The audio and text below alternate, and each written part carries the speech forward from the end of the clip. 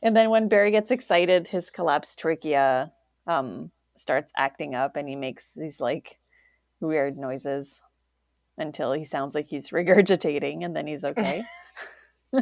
You have And to do some the noise. You have have to to do the do the noise. noise. Yeah, you do. It's like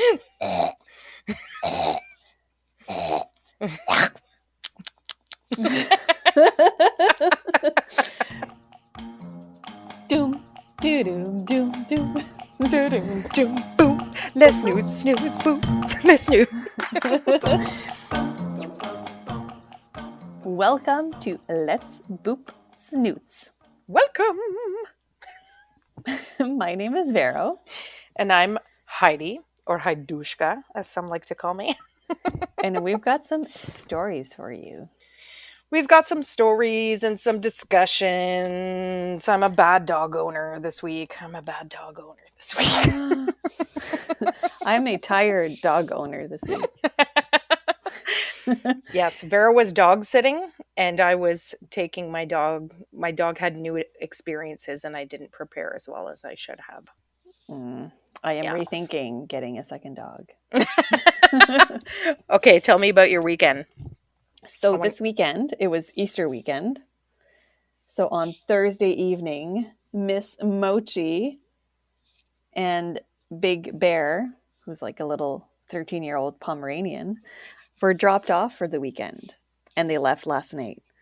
Today was so peaceful. It was like a bit of a zoo for 3 days. The first evening was just crazy because Mochi and Ralph were just nonstop playing. My floor has suffered. It was already bad, but now it's just like really bad. And it's just nonstop playing. Like nonstop playing. If one lies down, like the other goes up to the other one and is just like biting and like, come on, what you doing? What are you doing? Come on. And Mochi's very yappy. So it's like they're playing and she's yappy. So yeah, that was pretty much the weekend. And then Bear is, like I said, he's old. He's 13 years old. And he has a collapsed trachea, which, you know, he's not very noisy, but he makes a lot of weird noises because of his collapsed trachea. So he doesn't like the other two, with good reason, probably. And Bear was raised with somebody always there. Always there. So he's a little bit spoiled and has some anxiety. So he always has to be near you. So I slept with a dog in my bed. This weekend. Wow. And I think Bear fell off the bed one night. So yeah, so Ralph likes to come up to him and like put his face into his face and just like he just terrorizes him. Like he knows. Yeah. And Bear just like barks and yaps and tries to like be a big bad dog and bites at Ralph, but he barely has any teeth, so it doesn't matter. And then when Barry gets excited, his collapsed trachea starts acting up and he makes these like weird noises until he sounds like he's regurgitating and then he's okay. You have to do the noise. You have to do the noise. Yeah, you do. It's like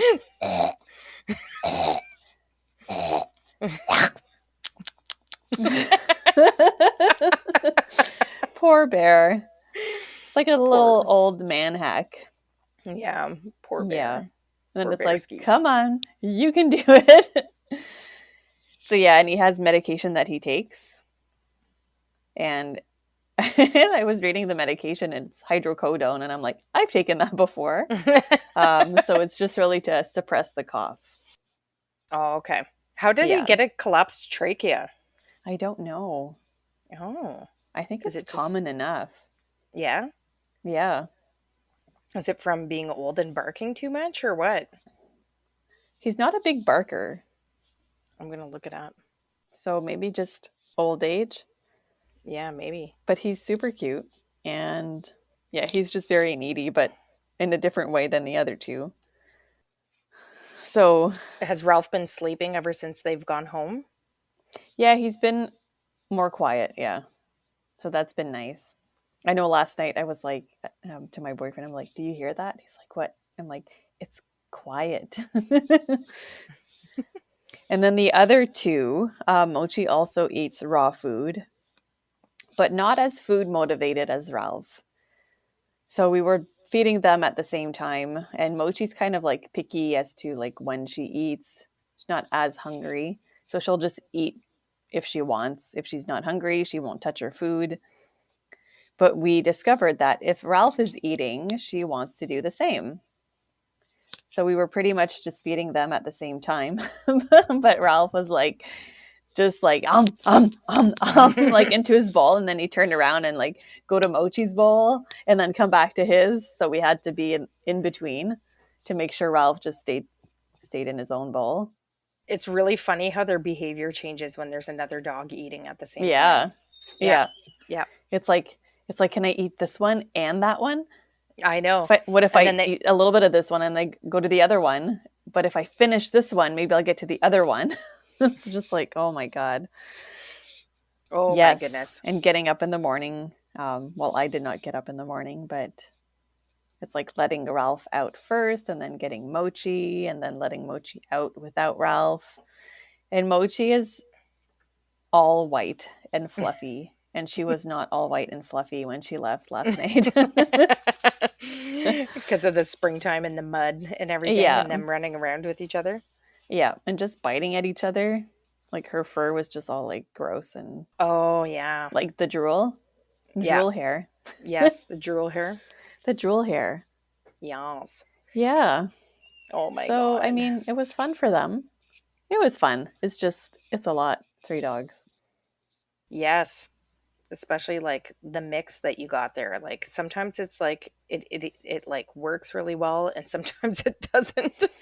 But I think like with the age differences and everything like that's the one that makes that like difficult. So Yeah. yeah, it's tough.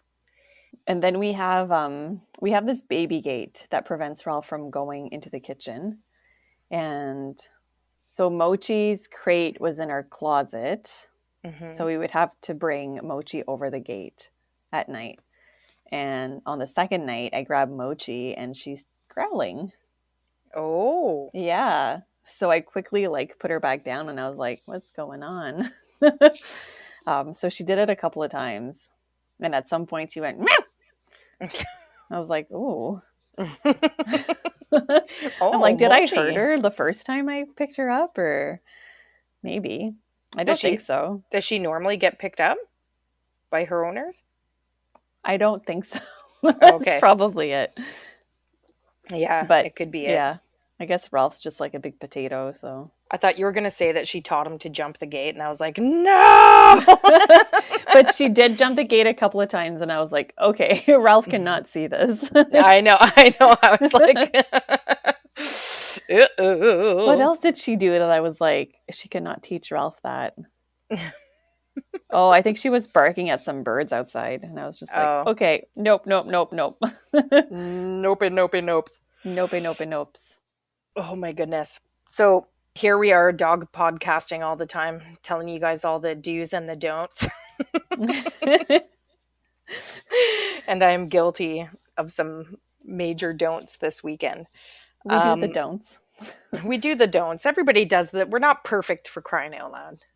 But there's one where like, well, anyways, I'll tell you what happened. So it was the Easter weekend this past weekend, and my husband and I decided to go up to the cottage on Good Friday. So this is the first time we were bringing our new Weimaraner, Lou, up to the cottage, and she's, for those of you who didn't hear the story, we got her in February. She our other dog that we had passed away over the holidays, and I contacted our Weimaraner breeder to see where they were at and asked them if they had any returns to reach out to us. He did. We got Gibbon's cousin because she got returned shortly afterwards. So anyway, so we have two Weimaraners the same age.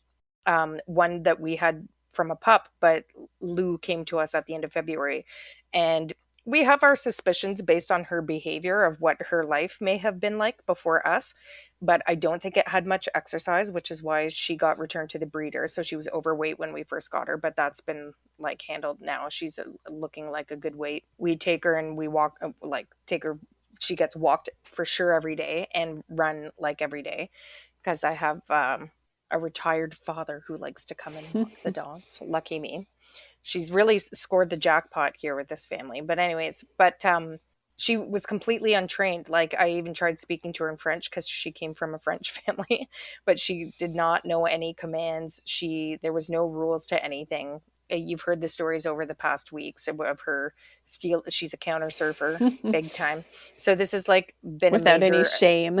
with like no shame, just grabbed a pork tenderloin and jumped on the couch next to me. I was like, what? But anyways, so I've slowly been working with her, and I have to say, like, I work full time, I'm doing school. So have I been perfect and practicing every day? No, I have not. But she was learning manners and getting into the routine of things, like, for sure. But like, as she gets more comfortable, like, just like as I've mentioned several times, the 3 3 and 3 rule of like 3 days, 3 weeks, 3 months, the longer they're with you and the more they start getting comfortable, the more the behaviors start to come out. So I think because of what we've been doing and the way that my husband and I have been working with her and stuff, the separation anxiety is starting to come out quite a bit. So I'll tell you sort of how I came to that realization over the weekend. And we've got our work cut out for us moving forward. So last weekend, we were visiting a family member's house who has a pool in the back, and they also have a dog. So when we arrive to the house, I always go into the backyard so you can off leash the dogs and introduce them. That is a do, by the way. Do let your dogs meet off leash and supervised and all of that sort of thing. But for me, I was more concerned about the pool. Now, there was still ice over the pool, but when she ran to the other side and then saw me, she jumped across the pool. Like, but the ice was thick enough that it supported her weight. But I was still like, oh God, she has like no clue. Like, and so when we were going up to the cottage on Good Friday, I remember asking my dad about what the lake was like and stuff like that, and he's like, no, it's starting to melt for sure, but there's still ice on there. And so I thought like it was melted, like so that around the shoreline it was all water, but then there was still ice, like, and we have a dock, and it was like there was ice like 2 feet out, like from the dock, 2 3 feet out. So when we arrived at the cottage, I was curious because I was just like, oh, okay, well, she probably won't since there's water. And she walked to the water's edge and she didn't try jumping on the ice or anything like that. But then my husband went on the dock and I was like, yeah, here we go. Let's see. And she jumped off the dock onto the ice and went Oh my right on God. through, right through the ice. And I was like, ah! I was like screaming. But she swam back towards the dock and my husband was able to pull her out. And then we brought her inside. We toweled her off. We got her all warm and dry and everything. And when we went out, I said, go to the dock again, like right away, because I want to know if she learned. And she didn't jump again. At least she learned her lesson. Yeah. So, again, like that was like, I'm glad that the ice was so soft, like where she jumped onto, that she fell in right away. Because if she had jumped onto the ice, walked out further, and then fallen through the Hmm. ice, we would have had a harder time getting out to her. Now, people were asking, why didn't you have her leashed up and stuff like this? And it's because like we have to park our cars sort of like up on the road and like walk to the cottage. So it's just letting her loose with Gibbon to show her around and sniff around and everything. And she, like I said, she stays very close to us. So I knew she wasn't going to go running down and straight onto the lake. Like, she stays very close. And she did, and I knew that we'd be able to supervise, and I wanted her to do that. To be honest with you, I wanted her to take the risk, and we knew that we were right there and would be able to help her out and everything. We had a boat ready in case I had to go, Yeah. like, you know through the ice or whatever. And I but anyways, I'm glad we had that experience because now she knows. And Vera was asking, oh, how, like, could she swim? And I'm like, well, I didn't see how good of a swimmer she was. And all of the excitement, I was like, ah, like started to get like a boat ready or whatever. But like, she wasn't that far from the dock, and it was like really, really quick. So we shall see what she thinks of that the next time we go up. But Hmm. anyway, she was really good at the cottage. Everything went really well. But the plan was to have our family dinner on the Saturday up at the cottage. Now, Friday night, there was a huge storm that came through our area, I think like both Ottawa and up close to where our cottage was, and the power went out. Oh. So we were like, we didn't really have running water anyways because my dad always shuts it off in the winter because the pipes freeze and blah, blah, blah, blah, blah, blah, blah. Not important. But, anyways, so no running water and now no power and like a big Easter dinner and like 12 people coming up. So we were like, oh, what should we do? Should we go back into the city? Da, da, da, da, da, da, da, da. Anyways, we called all of our family members and decided we were going to drive back into the city. And now we were doing the Easter dinner at my house. So, like, last minute decision. My house wasn't even clean. I was like, oh my God. So Uh, we woke up the next morning, we had breakfast, and then my husband and I left right away because we came to like clean our house and get ready to host like a big dinner. So my dad gave me like all the meat and everything. We packed everything up, came home, started cleaning the house, making a dinner, setting the table, doing all of the like, holiday dinner thing. Okay. So my sister came with her two boys, so my two nephews, and then my brother came with one of my nephews. And there's three nephews. They're all 17 years old. That they all like roughhouse and chase each other around the house and stuff. It's like another pack of dogs. And I forgot to mention that on top of that, because we were expecting to be away for like half of the weekend.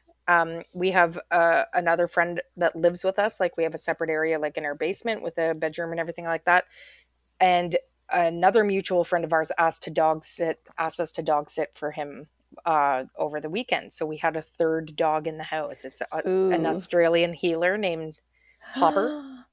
He's very cute. He looks like a dingo, and he was very well behaved, very Ooh. good dog, super cute. My son is now in love and is like wanting us to get a healer. He wants to Ooh. return Lou and get a healer, and you'll know why at the end of this story. But anyways, there was just a lot going on, and because I was preoccupied with cleaning my home and making a holiday dinner, I sort of forgot about the whole like dog aspect of things. So my brother and his wife and their son came over, and then my sister and her husband and their two boys came over, and we started out and everything was going well, and they like it was some of their first time meeting Lou, and they're like, she's so sweet and she's very calm, and like she I could put her in place, and she's still not perfect, she'll come off every once in a while, but like she was getting the whole thing of staying in place, like on the dog bed and stuff like that, and staying out of the way. And then my dad always does this thing where he cooks in the kitchen and feeds the dogs nonstop. So they're in and out of the kitchen. And like it was just like all the excitement of everything. Right. So then later, like we finished dinner and then we were sitting in like the living room area and like just having some like drinks after dinner and stuff like this. And then that's when the teenagers started like running around.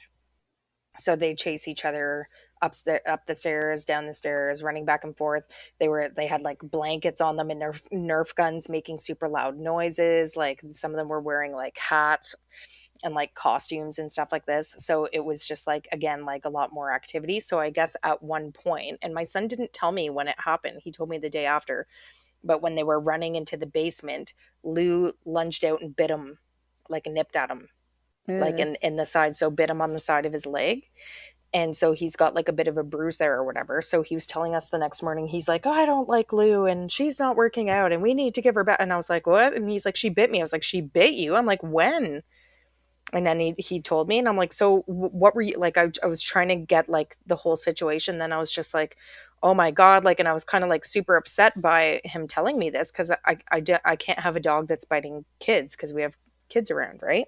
Mm-hmm. But I was thinking like she hasn't bit him up into this point, and like oh my God, and I was just like what do we do, and like I don't want to be the dog owner that's defending the dog because a dog should not be biting people. And but at the same time, like looking back at the circumstances like of it all, like another dog in the house, all these people like which she hasn't experienced, in hindsight I should have closed her off in like another room upstairs. Yeah. But here's another kicker. When we were at the cottage, like when we were packing up and going to leave, my husband just wanted to go use the washroom really quick before leaving, and he was saying that she was whining, like she came down with him. So this is another thing. My dad comes and walks them every day. When we were at the cottage and my husband and I were sleeping in the morning, my dad went to go walk them in the morning, and she wouldn't go with him. She would not leave Matt and I. Wow. And I don't know. My dad kept saying, like, because my dad has a walking stick, and he kept saying that that was seemed to be what was freaking her out. Like, so she was like afraid of the walking stick, and then she'd bail on the walk and just run back to the cottage. Hmm. So anyway, and then when my husband went to use the washroom, he was saying that when he was in the washroom, she just sat outside the washroom and was like whining the whole time. So I was just like, oh my god, she can't tolerate like being separated by a door. And then, like the nipping could have been again because of the environment circumstances. She wasn't, it was just like too overwhelming for her. But either way, whether it's a symptom of separation anxiety, which clearly she has, or something else, we got our work cut out for us because she can't be nipping at people. No. No. Lou. Yeah. So I took to um the YouTube. I took to the Mm-hmm. interwebs and started looking up one of our faves that we talk about all the time on the show, solid canine training. So I watched a video on separation anxiety and like the to do's, like he was just saying like do this, do this, do this, do this. So I think the things in the video, the first one that he said is like teaching them the place command. So like like lots of rule, like no, the first one was structured walk. So I have been doing that with her every day. So structured walk, for all of you guys that don't remember, is like not just lackadaisical like walking where your dog is sniffing and like pooping and like doing like all this different stuff. It's you have them at your side, they're paying attention, they're focused, they're not looking at squirrels or reacting to anything. It's like you're on a mission and they're walking at your side in the heel position and doing that. I might join one of their Q&As just to ask, because what we typically do, what I've been doing with her is I take her on a structured walk and then end at the park across the street from us, where I let her off leash in a big field and let her go for a run Mm-hmm. at the end. Yeah. I don't know what he's going to feel about that, but anyways, we'll see. So structured walk was the first thing he recommended. The second thing he recommended was crating the dog. So we have not been crating her, but we've been keeping her in a like closed in specific area of the house. Now she's still, like as I've mentioned, has gotten into a few different things because she counter surfs or she does whatever. Yeah. So the destruction, again, another like sign of like separation anxiety. So I'm debating like, do I put her in the crate? But I remember hearing from the previous, like the breeder said with the previous owners, that she was escaping the crate because there was the second dog around. So but again, they probably like, I don't, she came completely untrained, so they were probably like shoving her into the crate and like having her panic and like everything like Yeah. that, you know what I mean? I'm debating whether to do the crate thing or not. I don't know. But another thing was like start practicing like the place command. Like your dog should not be following you around the house, which she totally does. Yeah. Like every time, like if we're sitting on the couch and I go upstairs to just get something really quick, she'll come with me every time. And I kind of started noticing that too. So like again, I think that's just building up. So I really, really have to start focusing more on the place command and having her stay there, even not sitting next to us on the couch anymore for the next Mm-hmm. week, having her just stay. So we've moved the dog bed into a different location. I'm going to start working on the place command with her and having her not sit on the couch with us anymore. So we should see how that Yee. goes. Yeah. Yeah. And then the other thing that he said, which we've also mentioned many times on the show, was like no big goodbyes or like big hellos, which my husband admits he's guilty of. Like I've been trying to teach them to sit calmly, like when we come in the house, but they're still like, you can see they're like vibrating, like they're like oh, Uh, oh. And then I say like okay, and then I give them pets, and I'm like, hi doggies, and but see, yeah. that I think is enough to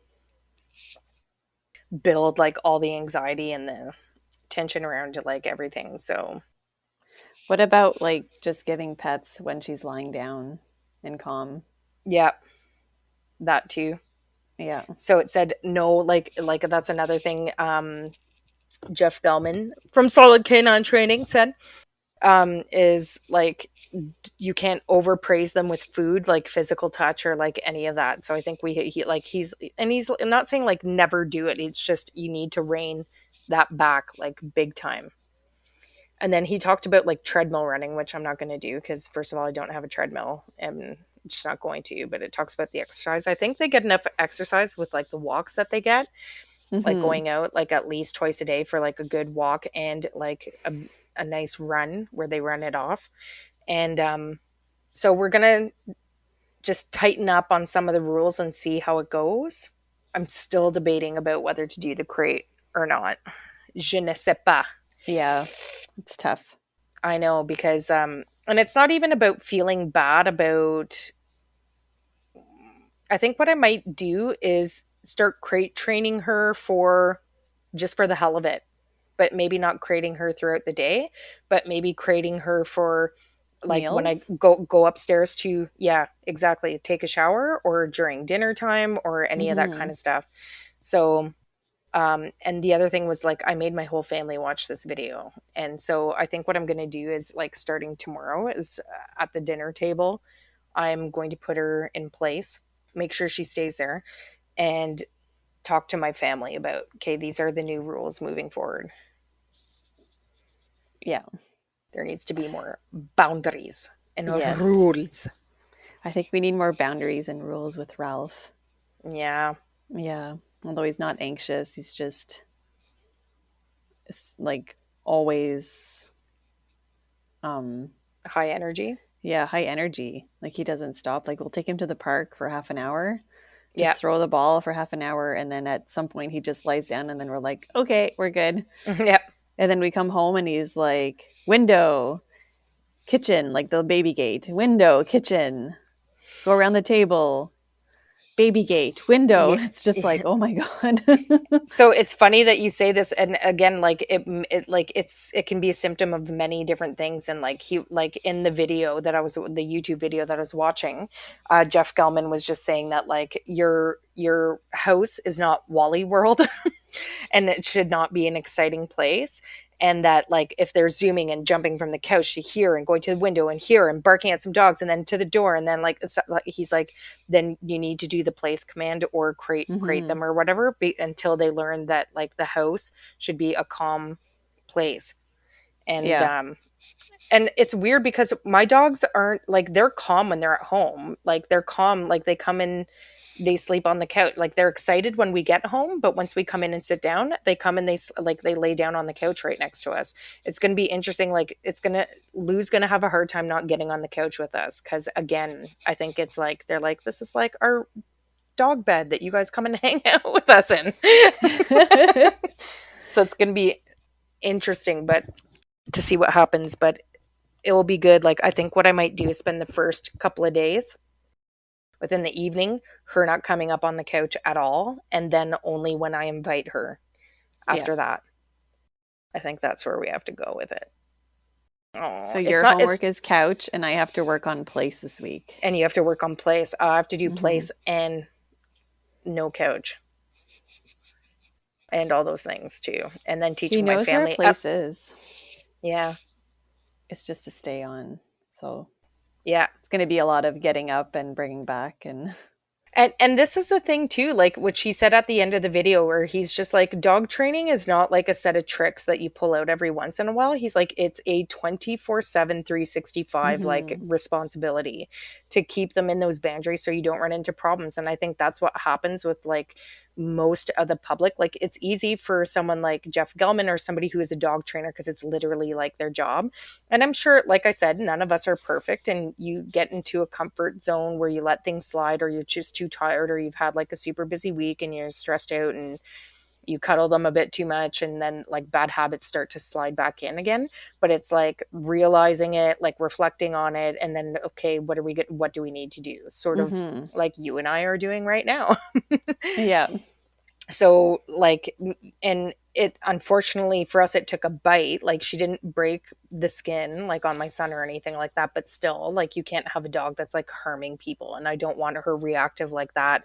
And it's not too often that we have like that many people like in the house, but still it doesn't matter. Like you can't have her overwhelmed, and she needs to focus more, and these are the things that we need to do to get her there so that you can enjoy your relationship with your dog and not be in a place where you have to decide, crap, like do I return her to the breeder or Yeah. I do not want to be that person. And like for me, like the hardest part is the more people you have in the household, the harder it sort of is to get everybody on the same page.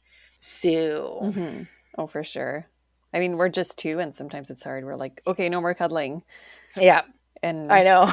it's almost like we just can't do it. I, I know. He's just so cute. I know. He's just so cute and you want to give pats. That's why we get the doggies for all the pets. That's Yes. why I got the Weimaranas to snuggle with me on the couch. And now I have to make her place in the corner. Yeah. But she has to. It's good for both of us. And this with With it. Sorry, sorry, go with ahead. Ralph, Yeah. we taught him place later because we didn't have a designated area for place because Ralph would chew his bed. Yeah. So we always took it away. Yeah. So he was without a bed for quite a while, and then we got this elevated bed, which then I trained him again, like this is place and Hmm. Ralph place. And then I would like with the slip lead bring him onto the elevated bed and be like, yes, good boy, and give him a treat. Um, but now it's going to be working on staying Yeah. on there, Yeah. at least like during meal times. Yeah. See, like Gibbs is pretty good at staying in place, and but since Lou though, I find he's gotten worse. So again, like her like behaviors are starting to affect like his good behaviors.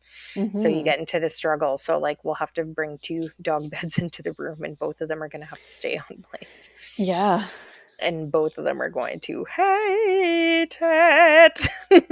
I'll probably be eating standing this week. Yeah, exactly. Yeah. That's why we moved like the dog beds because before it was behind our couch, but like so now we can't see and stuff. So we moved it so it's like right on front of the couch. So at least when we're going to continuously take them back. So just as a reminder, because this is something that sort of caught myself, is you might want to watch this video. I'll send you the link and we can maybe put it in like when we post this episode on our Let's Boop Snoots website. But I think what was I can't remember if it was a video that I watched of just Jeff Gellman teaching the place command, but he was saying like you do it with the leash, right? Like, and you Mm-hmm. start with the leash and you bring them over and you say place when like when they sit, and then you have them stay there. And when they get off, you say no and you bring them back, but you don't repeat the command. No, exactly. And I kept repeating it. I was like place, place, place, place, place, place, Mm-hmm. place, place, place. So I need to stop doing that. So like when she gets off, it's like no, and you bring her back until you say whatever your release word is. It's funny. Yeah. Lou doesn't pick up on the release command. Like so that's where it's good to have Gibbon there too, because when I say okay, it's like he comes right off, and when I say okay And to she everything, like follows. and she just follows. But like she gets it with the food. But again, it's because like Gibbon's like as soon as you know, as you well know now, when you have two dogs getting ready to eat and you're having them sit and stay or whatever. When I say okay, Gibbon is just like right onto the food because they're like both. It's I really got to steam my floors because the drool is just like Niagara Falls. Ralph doesn't drool too much, Oh but yeah. man, they drool just when you make them wait for the food. They're standing there and it's just pouring out of their mouths. Oh my God. So Yes. if I were to train Ralph to go to place, like with his prong collar, you would just leave the leash on it. Yep. Okay. Then go, nope, Yep. Just nope. nope. And it's like it's good to watch these videos every once in a while because it's a refresher for yourself too. And it's hard when you're getting frustrated and stuff, but you don't need to be like screaming and yelling at them, right? Like, Mm-hmm. no, even though like that's what you feel like doing. But like he's just like, nope. Like, nope, Yeah. nope. Nope. Bring the It dog back. doesn't have to be this huge like conflict with you and your dog. Although sometimes you feel like strangling them. I shouldn't say that. Now we're It's gonna kind of true. now we're gonna have to say that this episode contains violent remarks. So next time we boop, we're going to say that we've seen some progress in our doggos. Yes. Yes. We're gonna talk and see how the week went of our refresher manners. Yes. So I'll be using some pressure training with Yep. Mr. Ralph. Yes. So I'll be leading him back because for sure he's going to jump off. So as soon Yep. as he jumps off, like Heidi says, it'll be a no. And then putting pressure on the leash until he's back into place. Hmm. And then that's it. Hopefully, Yeah. hopefully within a day or two he catches on. The next thing that I'll have to do once we get things a little more under control is my dogs are super reactive to the doorbell or somebody knocking at the door or like somebody coming in and being like, hello. They're like, and they go and see. And then once they see who it is, then they stop. But it's like the rushing the door thing, like the reacting to the doorbell. So I need to, that's going to be project number 2. Yeah. But this Mine's going week, to be the jumping on people at the door. yes. Good Lord. Yes. I know. So that's the good thing about place is that you can put them in place. Like I do that like on, because every Friday night is pizza night. So every Friday night there's a pizza dude coming to the door who for a while was a dude who was afraid of dogs. But they're pretty good. Like I'll be like place and like, again, like Gibbon was really good at it. But now with Lou, he's a little quicker to jump off the place. And it's like, you son of a goon. See, with Ralph, he's just so like squirmy and like you've seen him spin Yeah. on the floor. Like, how am I supposed to control that? It's hard. If you focus on the place, have them sit in place. If you can perfect place, have them stay in place when even when somebody's coming in the door, and then you wait until they're off and done. But like same thing, like even when I say place, like when, for instance, when my mom comes over, so she rings the doorbell, they go whoa, whoa, whoa, whoa, whoa, and storm the door, and I'm like I'm like place, or I make them sit, and I'm like stay, and I make them sit and stay, but they're like vibrating. Yeah. And then my mom comes in, and I have to be like holding them because they want to. Their butts are like literally hovering over the floor. And then as soon as I'm like she takes off her coat and like all of that stuff, and then I say okay, then it's like it's still excitement. Like they run circles around her and like they don't jump, but they're still like oh like going nuts. And it's like, yeah, I don't know. Maybe that will be another Q&A question for some of the trainers. For some of the trainers is like, how do you work towards like a calmer greeting even after you like release them? And I think it's like that's where it's hard, because it's like my mom is never going to wait to pet them or give them a treat. She just like gives it to them, which is why they're excited to see her. Yeah. Same with my dad coming in going like, who wants to go for a walk? Who wants to go for a walk? Who wants to go for? Oh yeah, that was another thing that that Jeff Gellman said in the video too, is like, stop asking your dog questions. Of course they want to go for a walk. Of course they want to go for a ride in the car. And of course they want food. They want all of those things. You don't have to ask them. Yeah. But it's so true. Like No. even my husband said he's guilty of it. And he does. Like we'll be sitting there like about to go for a walk like after dinner, and he's like, hey, doggies want to go for a walk? And they're like, and then they go like running for the front door, and then they sit like they're still very calm with my husband and I, but it's just setting them up for excitement, and then they're more distracted and they're gonna listen to you less, right? Yeah. So see, I ask questions and then I answer in a Ralph voice. So I have like conversations with myself. Does that make it better? Nope, it probably makes it worse, because then I have like this little high-pitched voice. Exactly. Oh my god, it's so funny. It's so hard not to, because they're exciting, cute little beasts. It's why we have them. Yes. You need to pet them and you need to do exciting things with them. Oh. Hi, Ralph. Probably barking at somebody outside. Yep. Window, Anyways. kitchen, window, kitchen. All right, we've got our week cut out for us. Yes. Next week, we'll be talking about how much we've improved. Yes. And talking about and holding each other accountable for our being responsible podcasters and doing what we preach. Bad podcaster, Heidi, this week. Bad podcaster. Yeah, me too. Yeah. Me But too. we've caught ourselves, and yeah, we gotta talk to each other. We'll text each other every day. How's it going? Are you doing this? Are you doing it? Are you doing it? Place. Are you working on the place? Yes. Yes. All right. That is a wrap. It's a wrap.